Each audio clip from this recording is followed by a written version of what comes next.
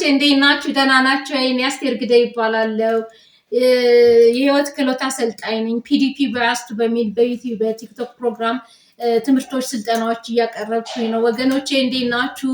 በአሁኑ ደግሞ ማቅረብ የፈለኩት ሰዎች የመግባባት ችሎታ እንዲኖራቸው በድፍረት ንግግር ማድረግ ሲኖርባቸው የንግግር ክህሎት ስልጠና ለማቅረብ ነው። ወገኖች ያው እንደምታውቁት ሰዎች በንግግር ነው እርስ በርስ የሚግባቡት። ንግግር ማድረግ ማለት ደግሞ አንደኛ ችግር መፍቻ ቁልፍ ነው። ሁለተኛ ደግሞ ሀሳብ መግለጫ ነው፣ ትምህርት መስጫ ነው፣ መወያያ መድረክ ነው እና አንዱ ለአንዱ የሚግባባበት በንግግር ስለሆነ እንግዲህ ሰዎች ተነጋግረው ሲግባቡ ነው ችግር መፍታት የሚችሉት፣ እንደገና ወደ ሀብት ወደ ከፍታ መሄድ የሚችሉት፣ ብዙ ጉዳዮችን ማስፈጸም የሚችሉት። ስለዚህ ንግግር ክህሎት ደግሞ ግዴታ ያስፈልገናል ወገኖቼ። እኛ መናገር ሲኖርብን መጀመሪያ ራሳችን የምንናገረውን ነገር ምንድነው ብለን አጥንተን ማወቅ አለብን።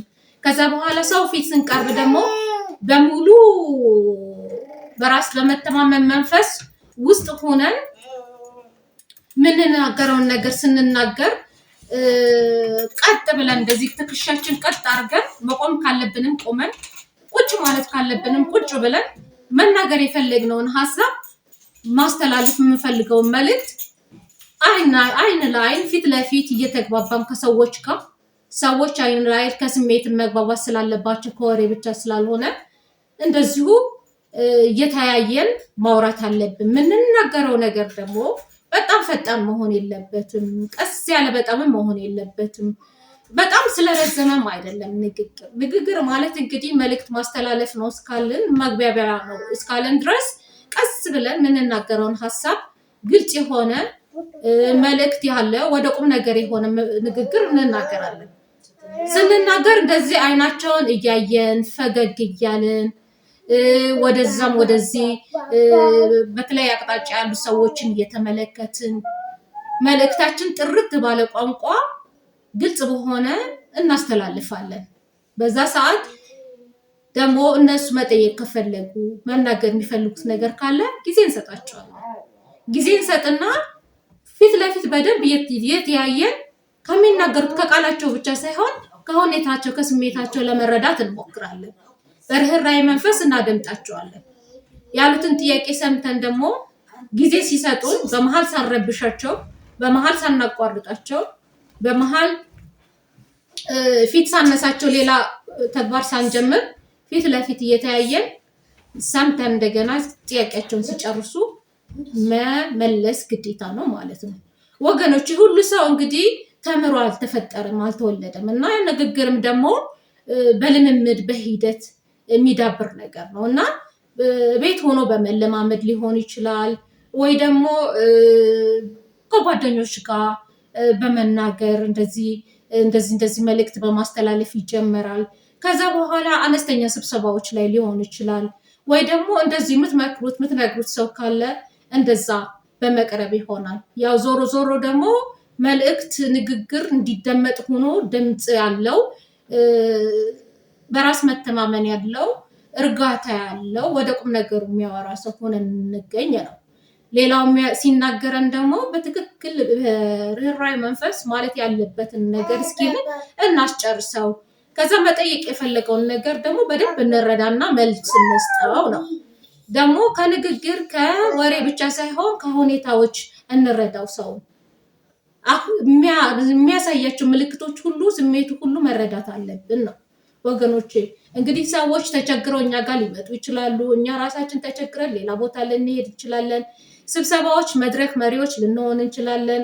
ወይ ደግሞ የስብሰባ ተሰብሳቢ ሆነን መልእክት ወይ ጥያቄ ማቅረብ ሊኖርብን ይችላል እና ያው ዞሮ ዞሮ ህይወታችን አንድ አካል ነው። እንግዲህ ይሄ ሁሉ በእድርም ቢሆን ሰዎች ይሰበሰባሉ። ቤተሰባዊ ጨዋታም ቢሆን ስብሰባ ይኖረዋል። ከጓደኛ ጋር ለማውራትም ቢሆን የንግግር ክህሎት ሊኖረን ይገባል እና ያ ደግሞ በራስ መተማመኑም የንግግር ክህሎት በሂደት የሚዳብር ነገር ነው። ዋናው ቁም ነገሩ ምንድነው? የምንናገረውን ነገር ግልጽ የሆነ ቁም ነገር የተሞላ ያረዘመ ነገር አድርገን ስንናገር በራስ ተማምነን ቀጥ ብለን ትከሻችን እንደዚህ ሆነን ዘና ብለን መለስተኛ የሆነ ፈገግታ እያሳየን ተረጋግተን ያንን ሰው ስንረዳ በርህራሄ መንፈስ በትኩር ብለን ማየት እንዳለብንና የሱን ሐሳብ ስሜት ሁሉ መረዳት አለብን ልላችሁ ፈልጌ ነው። ደግሞ በአንድ ጊዜ የሚመጣ አይደለም። ይሄ የምላችሁ ነገር ሐሳቡ ከገባን በሂደት ምናዳብረው ነገር ነው። ግን ያው የህይወታችን አንድ አካል መሆኑ አውቀን ለንግግር ችሎታችን ዋጋ እንድንሰጥ ንግግር ሰውን ያርማል፣ ንግግር ሰውን ያርቃል። ለምሳሌ የአንድ የታመመ ሰው ካለ ስለ ህመሙ ለማስረዳት ውስጡ ስለተከፋው ነገር ለማስረዳት ስለ ችግሩ ለማውራት ስለ መፍትሄው ለመመካከር ራሱ ያው ስንነጋገር ነው የምንግባባው። ተነጋግሮ ነው ሰው ችግሩ የሚፈታው። እንደገና አንድ ወደ ሀብት ጎዳና መሄድ የፈለገ ሰው በህይወቱ ለውጥ ማምጣት የፈለገ ሰው ወደኛ ቢመጣ ቀስ ብለን ተናግረን ሐሳባችን ግልጽ በሆነ መልኩ በእርጋታ መፍጠንም የለበትም መብዛትም የለበትም እንደዛ አድርገን ማስረዳት ስንችል የሰውን ችግር እንቀርፋለን። ልክ አሁን እኔ እናንተ እንደምንወያየው እንደዚሁ ሌላም አይነት ንግግር ቢሆን እንደዚህ ስርዓት ያለው በደስታ መንፈስ ተረጋግቶ ቀለል ያሉ አማርኛዎች ወይ ሌላ ቋንቋም ቢሆን ቀለል ያሉ ቋንቋዎችን ተጠቅሞ አስቀድሞ ዝግጅት አድርጎ መድረክ ላይ መውጣት፣ አለመፍራት፣ አለመርበትበት ከዛ ማለት የፈለጉትን በትክክል መልእክት ማስተላለፍ፣ ቀስ ብሎ እንደገና አሁንም የሌሎች ስሜት መረዳት፣ በርህራሄ መንፈስ እነሱን መስማት እና ከጭቅጭቅ ከጭሆት ከምን ያለፈ መልእክት ያለው ስራ የሚሰራ ለውጥ የሚያመጣ ንግግር እናርግ እያልኳችሁ ነገሮቼ። በሃይማኖታችንም ቢሆን እንዲሁ ተምረን እዚህ ጋር የደረስነው ስለ ህይወት ዓላማ የገባን እኛ በዚህ ምድር እንኖራለን፣ ከዛ ወደ አምላካችን እንሄዳለን፣ ከዛ ደግሞ እዛ ሌላ ህይወት አለ የተባልነው እንግዲህ እንዲህ ተምረው የሃይማኖት አባቶች አስተምረው ነው። ሲያስተምሩ እንዲገባን አድርገው ስላስተማሩን ስላቀረጹን እኛም እንደዚሁ ያው ለሰዎች ለማስተማር በቅተናል ማለት ነው። እና ወገኖቼ የምታውቁት ሰው ካስተማራችሁ በኋላ ደግሞ እናንተም እንደዚሁ እንድትለማመዱት የተማራችሁት ያወቃችሁት ነገር ለሌላ ሰው ስትናገሩት ይሄም የልምምድ አንድ አካል ነው ማለት ነው። ስለዚህ ወገኖቼ ስለሁሉ እግዚአብሔር ይመስገን። እኔ እንግዲህ እንዳልኳችሁ የህይወት ክህሎት አሰልጣኝ ነኝ ብዬ ይሄ 10ኛ ፕሮግራሜን እያቀረብኩኝ ነው። ሳምንታዊ ነው። እንግዲህ ከዚህ ሰዎች ይማራሉ ይጠቀማሉ ብዬ አስቤያለሁ። በሂደት ብዙ እንማማራለን፣